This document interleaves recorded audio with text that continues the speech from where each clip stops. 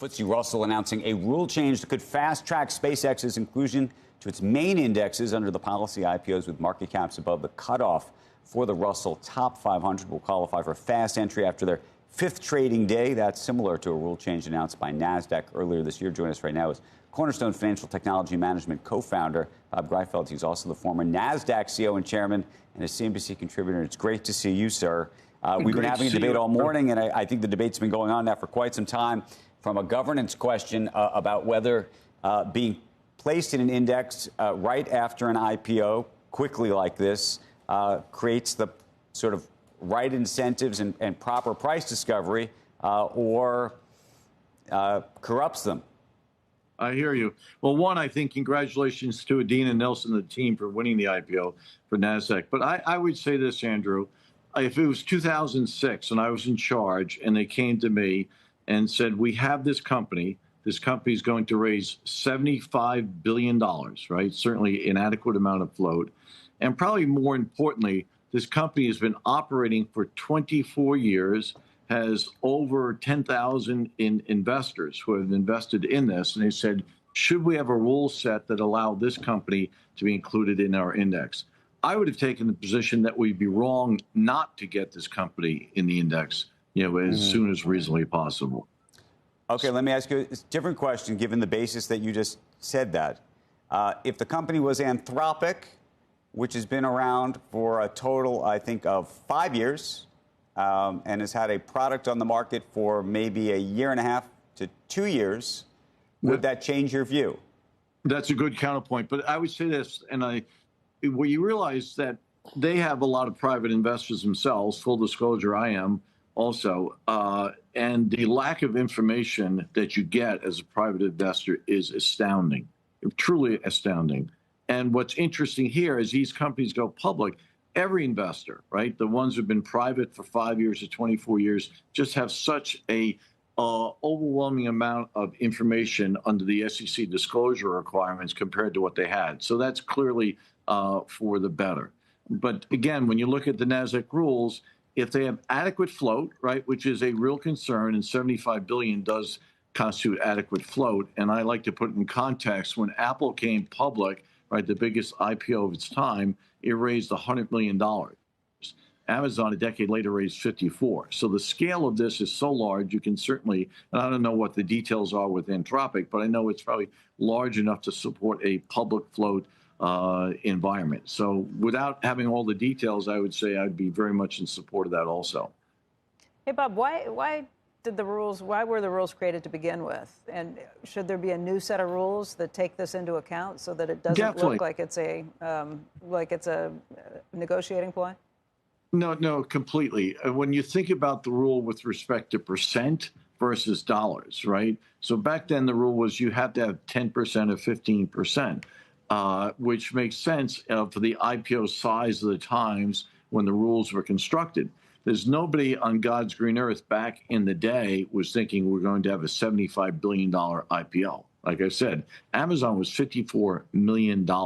So now they make a dollar threshold as a percent, as compared to a percent threshold. It seems to me common sense, right? You have as the guarding the integrity of the market, you want companies that come public that have adequate liquidity support a reasonable investor base. There's no way with Anthropic or these massive companies that you could say there's not enough liquidity to have a dynamic investor price discovery mechanism in the public markets.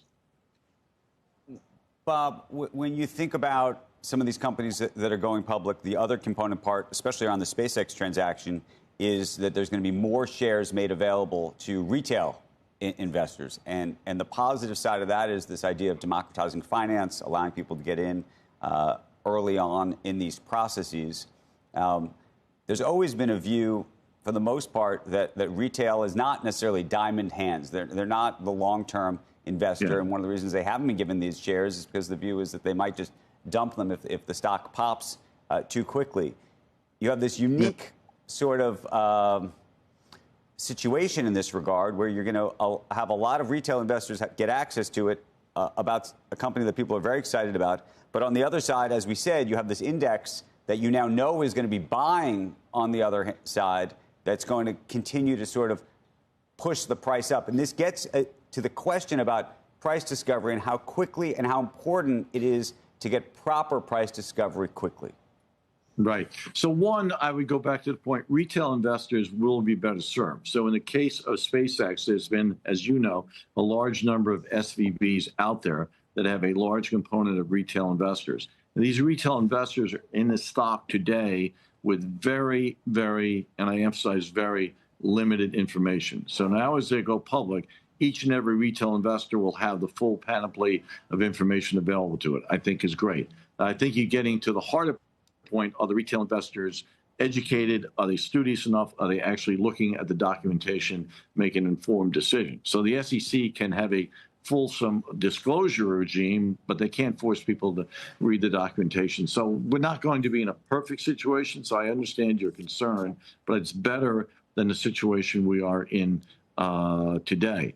And whether or not it's included in the index, I don't think it has any fundamental impact on the price discovery mechanism that's going to transpire when these companies go public. Why do you say that? The reason look, I'm making the argument, maybe badly, that by actually having the indexes, you're actually protecting yourself in a way from the retail investors, flipping the stock because you know that there's a buyer on the other end through this automated buying. That's what I'm saying. If you sort of look at this fascinating dynamic.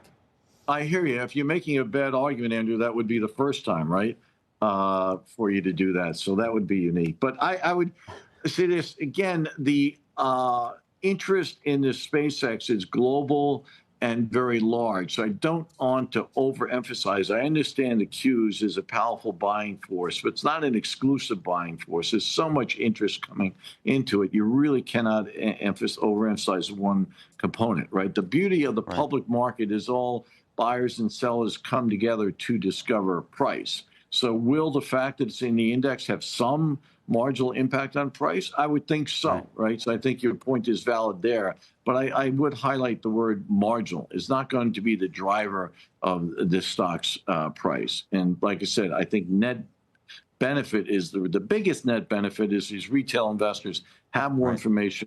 We encourage them to use it. What's the way to measure all of this, Bob?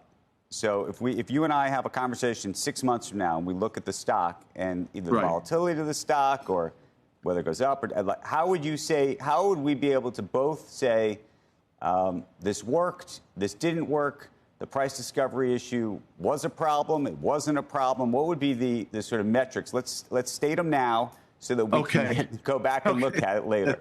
It'll be a lot of fun. So one is you judge the quality of market by the spread, which is really the transaction costs in the market. So we want to see that spread for this level of stock is fair. We want to see that we have deep liquidity, right? Certain days in the stock. So we're concerned, is it thinly traded? Is one investor able to move it, right? So we can do analysis. Okay, what is the impact of 100,000 shares coming into the market? How much does the market move as a result of that? So we'll come up with some information that can look at the quality of the market. And I think that's what we look at, right? If I have a deep liquid market with tight spreads in this stock, then we declare victory.